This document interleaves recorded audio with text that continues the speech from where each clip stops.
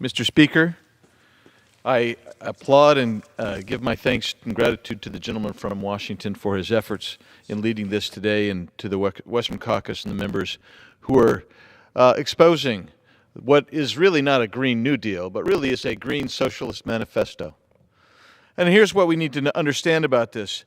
This is so broad and so expansive, as Mr. Newhouse has said, it will basically invade every aspect of every American's life. And it will cost tens of trillions of dollars to implement. And how will we pay for that? We're going to pay for that with crushing new taxes on individuals, families, companies. We're going to destroy the current foundation of our entire American economy.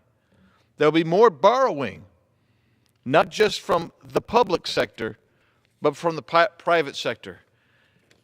The public sector is in trouble because the federal government just hit $22 trillion in national debt.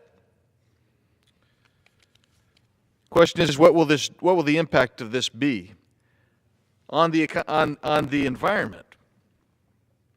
It would do little to solve the alleged problem of carbon in the atmosphere, because the United States is no longer the primary source of carbon emissions. Between 2005 and 2017, our nation has reduced CO2 emissions by 862 million tons. Today, the U.S. is responsible for only 15% of global CO2 emissions. And during roughly the same period, China has increased its emissions by 4 billion tons, and India by 1.3 billion. Needless to say, the G&D doesn't explain how we would compel other nations to change their behavior. But domestically, as I've said, we're going to emasculate our economy. The coal, nuclear, natural gas, petroleum, air travel, all of those industries will be wiped out, and all of the industries that support those industries. That means hundreds of thousands of people will lose their jobs almost instantly. At the same time, the Green New Deal, or the Green Socialist Manifesto, is going to guarantee a wage. It's going to guarantee income for everyone. Well, as Representative Ryan said, we can't green the economy without the power of the free market system. He's right. And that's the ultimate point of what I want to say today. We know that science doesn't support the Green Socialist Manifesto, but we know something that's really critical to understand.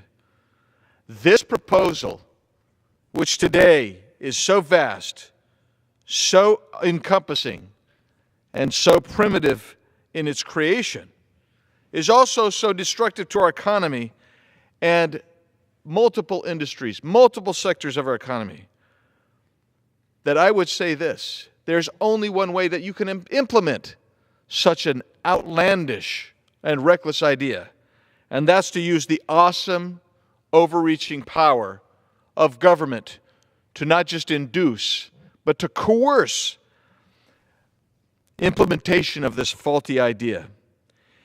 In its nature, scope, breadth, and depth, this plan is authoritarian in nature.